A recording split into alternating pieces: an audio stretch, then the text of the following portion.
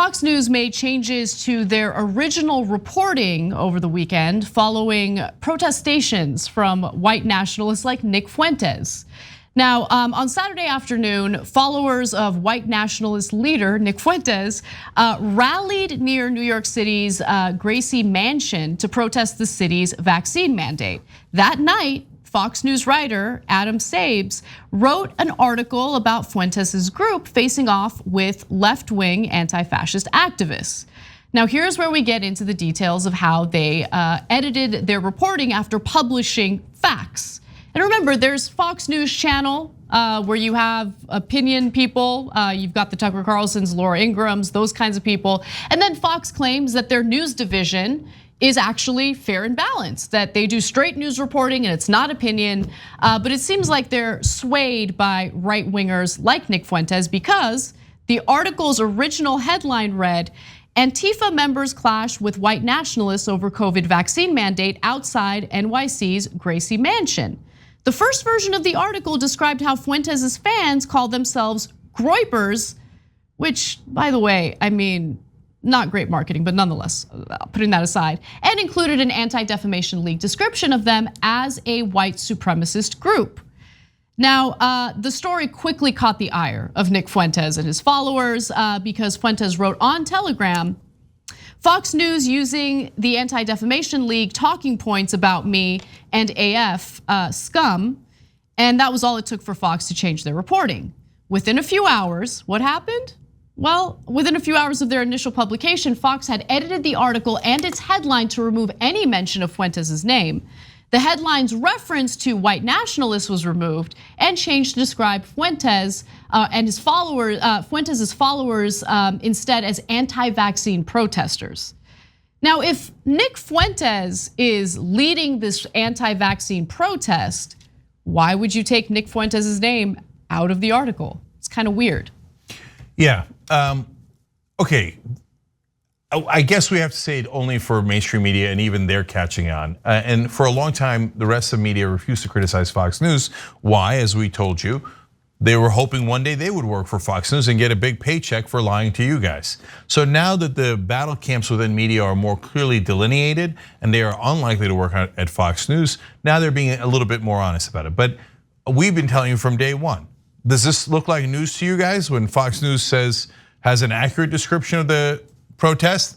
When white nationalists complain about their coverage, they change the words in the coverage and the meaning of the coverage to suit white nationalists. What part of that is news? Just because you put news in your name doesn't mean you actually do news. And in fact, if you're going to do propaganda like Fox News is, you would put news in your name to help your propaganda, to make it appear to be news. You wouldn't say Fox propaganda, that gives away the game. You would pretend it's news and then go, oh, we had one idiot who was actually doing news and he reported the article correctly. Get him out of the building, change everything he wrote. Now we're doing the white nationalist version of what happened, where we clean up our side and make them look like angels, and we take the anti-fascists and make them look like the bad guys. Gee, I wonder why you do that. I guess that would make you pro-fascist. It's just, it's amazing how persuasive and influential the right wing is in changing the media narrative to suit their purposes, right? In this case, we're talking about Fox, but a CBS reporter admitted it to me. I'm not gonna mention his name because it was an off the record conversation, but he just specifically said, no, you're absolutely right. The right wing badgers us to the point where we do what they want us to do. The left wing doesn't do that. Oh no, but by the way, we do it. But they think, the mainstream media thinks, white nationalists, we should respond to them and give them half of what they want or full what they want. Progressives get mad, they're like, no, you guys are irrelevant. Because the right wing is part of the corporate machine, but progressives want to upend the corporate machine. So you guys are way worse than white nationalists. We'll never give your side of the story, right? And if God forbid you're about to win an election, oh my God, we will do so much damage on you, way more worse than anything we've ever said about the right wing.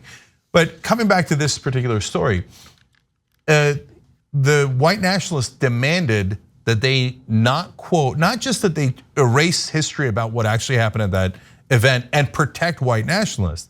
But he further demanded that they not quote the Anti-Defamation League. Yeah, I wanted to get into that because I think that's relevant. Okay. Yeah. So go ahead and then I'll explain the context. Yeah, I want to give you guys the details. So the initial article included a quote from the Anti-Defamation League and the sentence, "The Anti-Defamation League considers the Groyper Army as a white nationalist group." Both lines were absent in the article's new version.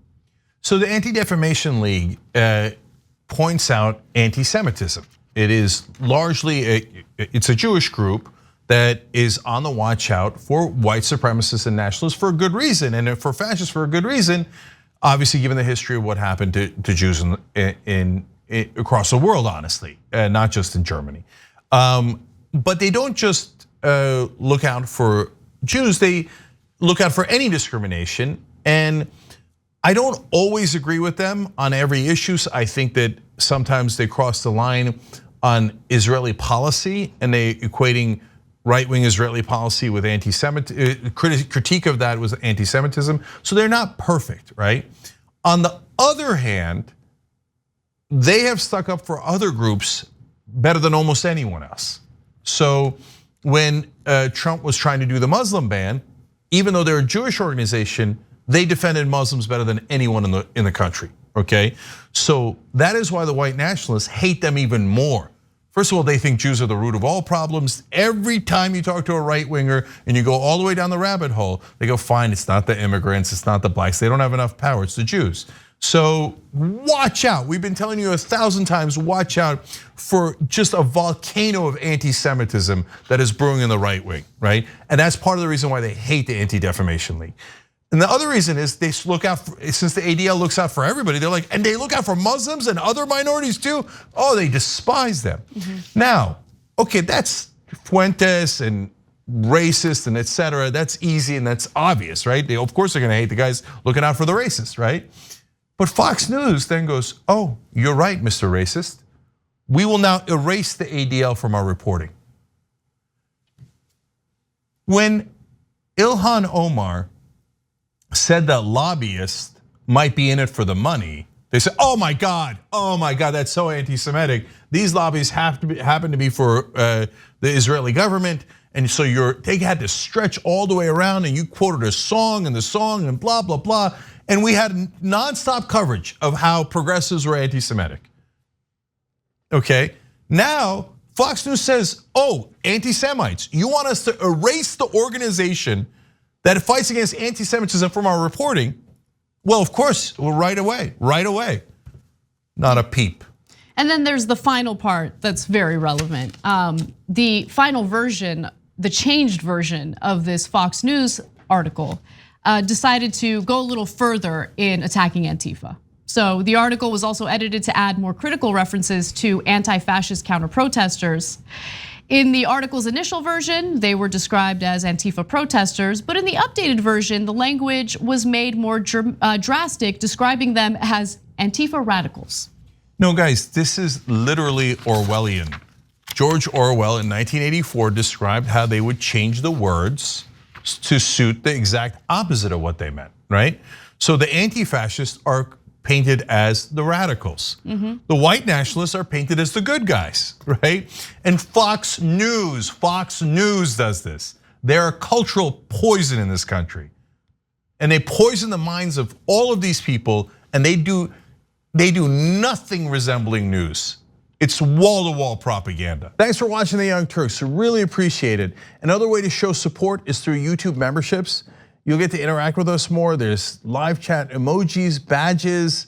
You've got emojis of me, Anna, John, JR. So those are super fun. But you also get playback of our exclusive member-only shows and specials right after they air. So all of that, all you gotta do is click that join button right underneath the video. Thank you.